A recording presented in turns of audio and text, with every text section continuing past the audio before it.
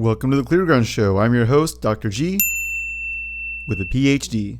As per our usual arrangement, we've got a bunch of COVID news, but we're going to start with Australia. I have an update for you guys on the jailbreak story, as well as those quarantine camps. From there, we'll go to Germany and look at their new nationwide lockdown.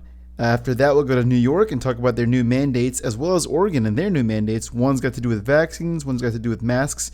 From there, we'll go to Houston that did a study recently on their COVID fatalities and tried to do a correlation with diabetes. We'll see what happens there. From there, we'll move to a story, again, out of Germany, but this is a study on COVID-19 in children, and I think the answers are fascinating as well as predictable.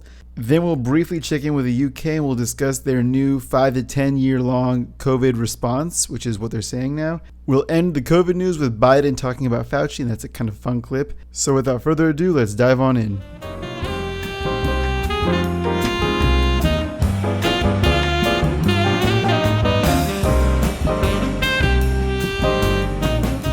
So let's let Justin Trudeau set the stage for the show.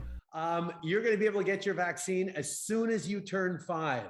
And I know you're excited and I know you're eager.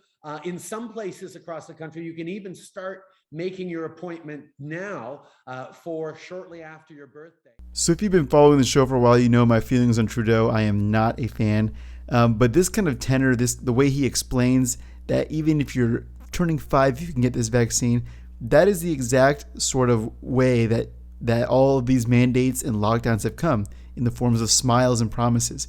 Now, we're going to see the end effect of those in Australia here in a second, but I just want to play that because, well, I saw that disturbing clip and I had nowhere else to put in the show. But now let's go to Australia. So first we'll take a look at this clip from Sky News, I believe, and it is discussing the jailbreak we were talking about on Wednesday. Teenagers who allegedly escaped quarantine at the Howard Springs facility near Darwin have been taken in by police. Following a 6-hour search, Nine's Talia Sav has the latest for us. Well, we can expect to see some changes implemented here at the Centre for National Resilience after 3 teenagers allegedly escaped. A search spanning several hours was sparked this morning after police say the group scaled a fence and fled Howard Springs around 4:30 a.m.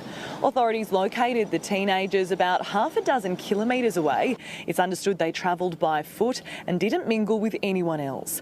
The 15, 16 and 17-year-old are close contacts of a case from the remote community of Binjari near Catherine, who all tested negative to COVID yesterday.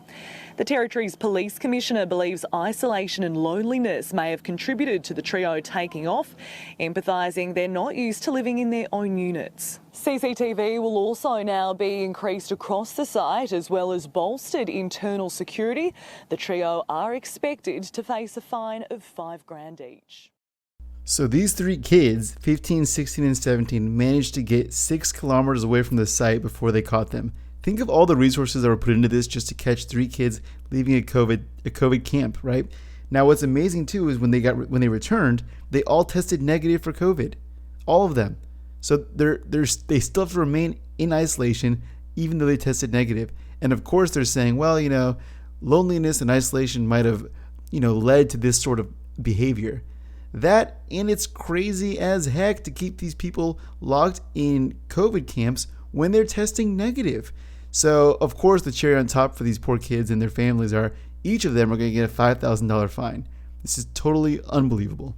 So, dovetailing with this jailbreak out story, the magazine Unheard just recently released an interview with a resident, or I guess a prisoner, of this COVID camp, and she details a bunch of stuff. I'm going to play a clip for you guys. It's about 1:20, and which is kind of long for the usual clips that we play here, but it's important to really see how these people are being treated in these COVID quarantine camps. That's right near the fence. It makes no sense, does it? Yeah, but you can't leave your balcony to go to the fence to talk to somebody else. That's what's obvious, yeah? So if I was Again, at it that doesn't have to balcony... make sense. There has to be lines everywhere drawn, yeah? And one of the lines is you cannot leave your balcony and you cannot go to someone else. Where it makes no sense or doesn't seem right to you, that is the line, and that's what the law is, yeah? And that's how it goes, yeah? The law. Well, the show direction. There's a law that says show that. direction, yep, there's a show direction, yeah? And how the behaviour must be done, especially in this area because it's much more highly infectious and likely to have infected people, yeah? Highly infectious when all of us people are negative. So far, the risk is still very high, yeah? Just while you're here, can we just do that? Otherwise, the next time it's a $5,000 fine, and we don't want to do that. It's a $5,000 fine if what? $5,000 fine. If you breach again. If I walk out onto that path. Without your mask on, for With- no reason other than the laundry. If I cross that yellow line, Saying that you've broken the rule. that I've broken the rule, I will be issued with a $5,000 fine. That's correct. Right. We could even do that now, but we're giving the warning first. Have a chat with you because it's a big fine. Rather just do the right thing, yeah? Like I said, I'm not here to fight with you. Yeah. I don't want to fight with you. Yeah. I just want everybody to do the right thing, and unfortunately it's my job to make sure they do. I don't care the ins and outs. It's got nothing to do with me. I mean, the clip is just amazing from beginning to end. So she's not allowed to leave that yellow line of her porch balcony there, which looks like maybe it's like 6 feet total, maybe 10 feet of space. She can't leave that without a mask on. She can't talk to her neighbors. And all of this is with a $5,000 fine attachment. And, you know, one of the scariest parts is at the end there, the guy talking, he says, well, look, I didn't make the rules. I'm just doing what I'm told. I'm here to enforce them. That is never a good look. Never a good look. So we're going to move on to a few other COVID stories today. But I just want to take a quick second and spell out a little bit why I talk so much about these things. You know, this isn't fun news. It's interesting and it's relevant. But, you know, there's a lot of COVID fatigue happening, and that's good. People should be getting tired of doing any of this stuff, of showing your vaccine passports, of having to have your vaccine to go places, of wearing masks everywhere. People should be getting tired of that. Now, the way you get tired of it is what matters. You shouldn't get passively tired. That's exactly how Australia got in this situation. That's how Germany's getting in that situation, Austria, the UK. Their citizens are getting tired of COVID and becoming passive. Instead, what needs to happen is an active sort of tiredness of COVID. Americans and people across the world have to start saying, look, COVID's endemic. We get it. Let's move on. No more vaccine passports, no more vaccine mandates. Let's get on with our normal lives. And that's it. That's exactly how we're going to stop this thing. Now, the lawsuits are good too, of course. The lawsuits that are coming at all ends against the Biden administration for mandates in every sector. That's good news too. But every one of us has a responsibility to say, there's a reasonable way to go about this, and what's not reasonable is all these extreme passports and lockdowns. Those are not reasonable. And as you'll notice, I mean, I mention this all the time, but the lack of metrics. So look at the case in the camp. They were all negative, or that lady at least was negative for COVID-19. She had to stay there. Those kids that escaped, negative for COVID-19. They had to stay there. There is no metric for success except zero COVID, which is impossible. But enough of that slightly lengthy soapbox. Let's go to Germany and take a look at their lockdowns. And this is according to the AP. This story broke December 2nd, and the title is Germany Locks Unvaccinated Out of Public Life, Mandate Looms. So the opening paragraph says it all. Unvaccinated people across Germany will soon be excluded from non-essential stores, restaurants, and sports and cultural venues, Chancellor Angela Merkel announced on Thursday, and Parliament will consider a general vaccine mandate as part of the efforts to curb coronavirus infections. Merkel says officials also agreed on a nationwide requirement to wear masks, new limits on private meetings, and a goal of 30 million vaccinations by the end of the year, an effort that will be boosted by allowing dentists and pharmacists to administer the shot. Merkel continues by saying authorities plan to require staff in hospitals and nursing homes to be vaccinated against COVID-19, and she backed the even more contentious idea of imposing a general vaccine mandate. Now, the details of that mandate are being debated in Parliament, but the mandate could take effect as soon as February. Now, keep in mind it was just a few months ago that Merkel suggested that a vaccine mandate would actually not be effective. And she didn't rule out the possibility of having one, but she said it wasn't going to be effective. Now, Germany is at 68.7% of the population at fully vaccinated. Now, what they wanted to reach was 75%. So the article goes on in more disturbing fashion. In Germany, unvaccinated people will still be able to meet in private settings, but only in very limited numbers. A household with an unvaccinated person over 14 can meet with only 2 people from another household. The limit does not apply when everyone is vaccinated. Olaf Scholz, the chancellor-elect, said, and I quote, "If we had a higher vaccination rate, we would not be discussing this now." End quote. I'm skeptical of this. All we have to do is look over at Portugal. The article ends with a statement from Merkel. So Merkel took part in what is likely to be her last news conference as chancellor. She made clear her displeasure about leaving office at a time when Germany has an infection rate of almost 440 new weekly cases per 100,000. And here's her quote. "If we had an average incidence of 130 like Italy or 150, then I'd feel much better about it. I want to say this quite clearly." End quote. Now, I'm a little bit skeptical of all these claims that say, well, if we were just at the incidence like Italy, then we wouldn't have to do this. Well, Italy's doing this at the incidence that they're talking about. So I don't necessarily think that's the case. And again, that's because the metrics aren't clear. So speaking of vaccine mandates and new COVID rules, let's go over to a couple of stories from a couple of states in the US. First, from ABC, New York City's mandating vaccines for employees at religious and private schools. And here's what the article is. It's a very brief article. It's like 2 sentences. The article says, New York City's latest health mandate will require all non-public school employees to be vaccinated by December 20th. This affects 56,000 employees of 930 yeshivas, Catholic schools, and other private schools. From East Coast all the way to the West Coast, Oregon is working on putting an indoor mask rule in place indefinitely. Let's watch this video. Permanent, that might scare a lot of people. They might think, oh my gosh, are we going to be masking for forever? What does a permanent ruling do? Why not just extend the temporary rule?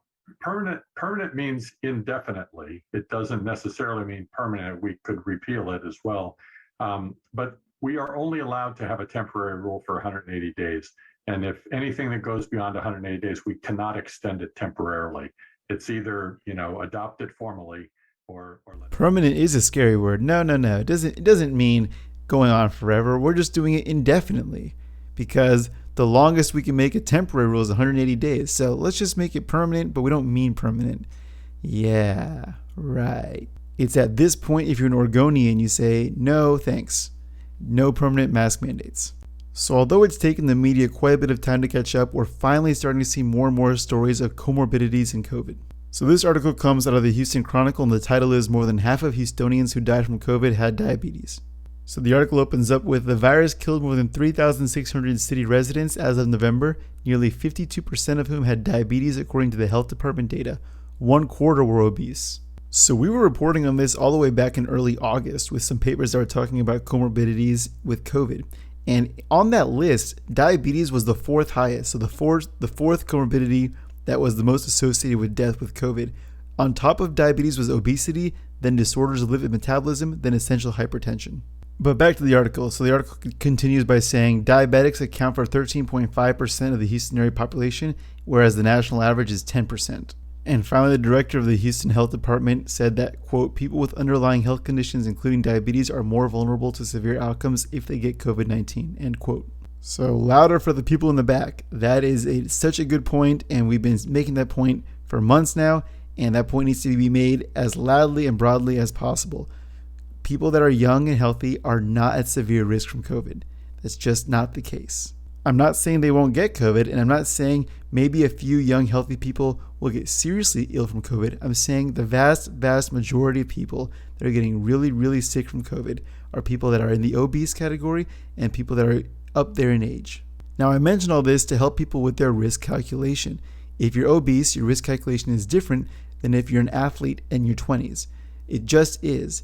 And so with that risk calculation, then you can make a better decision for yourself. Also, we don't need to mass mandate all of these things for everyone when this disease doesn't impact everyone equally. It just doesn't make any sense. So again, using this knowledge, make your own risk calculation. Look into these papers, look into these studies, find out what works best for you.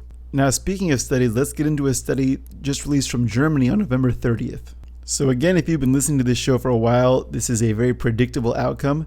But now we have the hard evidence, so now we don't need to guess anymore. This is another study confirming what a bunch of other studies have been confirming that we've been going over for the past couple of months. So the title of this study is The Risk of Hospitalization, Severe Disease, and Mortality Due to COVID-19 and PIMS-TS in Children with SARS-CoV-2 Infection in Germany. PIMS stands for Pediatric Inflammatory Multisystem Syndrome. So what kind of study was this? It was a hospital-based, multi-center, longitudinal study in children ages less than or equal to 17 years. The study was taken from June 2020 to May 2021 in 14 pediatric hospitals across Germany. There were 10,358 participants that were recruited during their inpatient or outpatient stays. Now, they go on to describe the full details in the methods section, and the link is in the description below if you guys want to read the full methods. I was just giving you a brief background, but I really want to focus in on the results. So right off the bat, as of December 31st, 2020, approximately 13.7 million people in Germany were less than 18 years old, with a seroprevalence of 10.8% in May of 2021. And without substantial differences according to age group, an analysis of the combined data shows that 1,484,346 children likely already have been in contact with the virus. So in the 5 to 11-year-old age group, 89 cases required SARS-CoV-2 related therapy. In the 12 to 17-year-old group, the number of cases was 352. In both age groups, the absolute numbers were markedly reduced when limited to cases requiring intensive care unit admission. So as of May 2021, the cumulative rate for hospitalization associated with SARS-CoV-2 infection was 35.9 per 10,000 children. This rate varied depending upon the seroprevalence, which ranged from 30.1 to 44.6 per 10,000. Whoa, that's pretty crazy. But look at the next paragraph. When limiting the analysis to include only patients with COVID-19 who required therapeutic interventions, the hospitalization rate decreased 5.5-fold to 6.5 per 10,000 children, and more than 20-fold when the cases were limited to those admitted to the ICU due to COVID-19. So their analysis found a case fatality of 0.09 per 10,000 children through May of 2021 in Germany. This was based upon a total number of 14 pediatric fatalities due to COVID-19. The DGPI registry captured almost all these fatalities, with 13 reported cases as compared to the 14 recorded in the statutory notification system. In 5 out of the 13, so 38% of the cases, the patients had been in palliative care due to an underlying disease prior to the SARS-CoV-2 infection. So that's really good news. But let's go on. So further in the results, limiting the analysis to children without comorbidities had little impact on the rate of hospitalization. However, with respect to other outcome measurements, therapy requiring COVID-19 and ICU admission due to COVID-19, the estimated risk decreased to 5.1 and 0.8 per 10,000 children respectively. There is a significant association between comorbidity and these outcomes. Among children without comorbidities, the case fatality was 0.03 per 10,000, with no deaths reported in children greater than 5 years of age. Now here's probably my favorite line in the whole paper.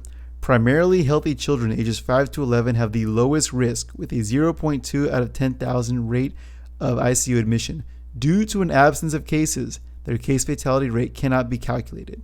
This is one of the best, most uplifting papers I've read in a little while. I think it's excellent. This is great news for kids, and it's something we've been following for a while, and kids have been doing so good. We don't yet know why. We don't know why their immune systems are so good at fighting COVID versus other groups, but they are. And this paper just reinforces that.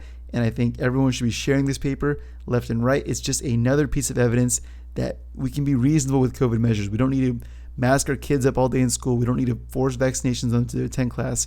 We don't need to do that. These guys are doing really good with COVID right now. So from that shining north star of good news, let's get back into the dark sky with Sajid Javid on his plans for future vaccination for the country of England. TCGS published its advice in the last hour.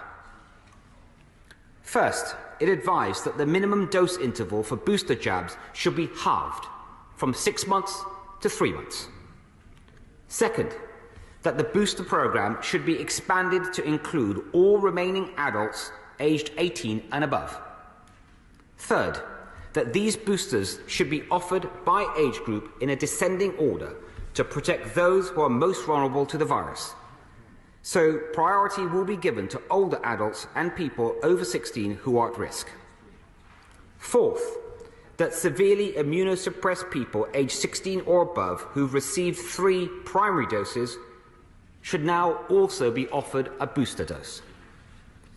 Finally, that children aged between 12 and 15 should be given a second dose 12 weeks from the first dose.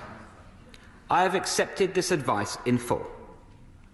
With this new variant on the offensive, these measures will protect more people more quickly and make us better protected as a nation. At this point, this guy almost sounds like the vaccination salesman. Now remember, he's the same one that got that reporter to go get the vaccine, that 63-year-old reporter that we showed on Wednesday or Monday. Same guy. So I guess the plan is to keep vaccinating everyone, even children. After just reading that last paper, this really makes me kind of sad. But, you know, that's what's happening in the UK right now.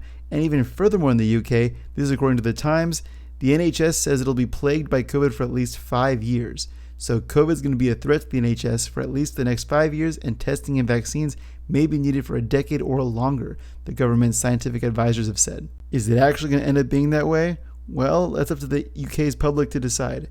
We'll continue following up on the UK, but things are looking murky right now. It's hard to say where things are going to go. And, you know, I keep being surprised at how things go. I keep thinking, well, maybe this is the upper limit. This is the upper limit. But there hasn't seemed to be an upper limit yet. So we'll continue following, as I said. Now let's go to President Biden. So first, let's hear what Biden has to say on 3-year-olds and vaccinations. I have a 3-year-old. Is there going to be a time am I going to be okay? Is she going to be okay? Or he going to be okay? And let me say this, I strongly support the independent scientific review of vaccine usage for children under 5. We can't take shortcuts with that scientific work, but I'll do everything in my power to support the FDA to do this safely and quickly as possible when we get to that round up. Well, maybe he'll change his mind once these little papers get to his front desk. I'm skeptical, but maybe. And we'll end today with a Freudian slip from Biden. They occur. I've seen more with Dr. Fauci than I have my wife. We kid each other, but they look, who's president? Fauci. But all kidding aside, I sincerely mean it. But all kidding aside, I sincerely mean it. So on Monday, I'm going to carve out quite a bit of time to talk about 2 things that are not COVID related, just to spice things up a little bit. So stay tuned for that. Should be really fun. If you like today's content, if you like the content in general, please like, please subscribe, please share with your friends. This is a really good channel, I think, and I really want to bring this kind of reasonable conversation to as many people as possible. And with that, enjoy your weekend. Have a great time. Hang out with your friends. Hang out with your family. Please enjoy this video, and I'll talk to you guys on Monday.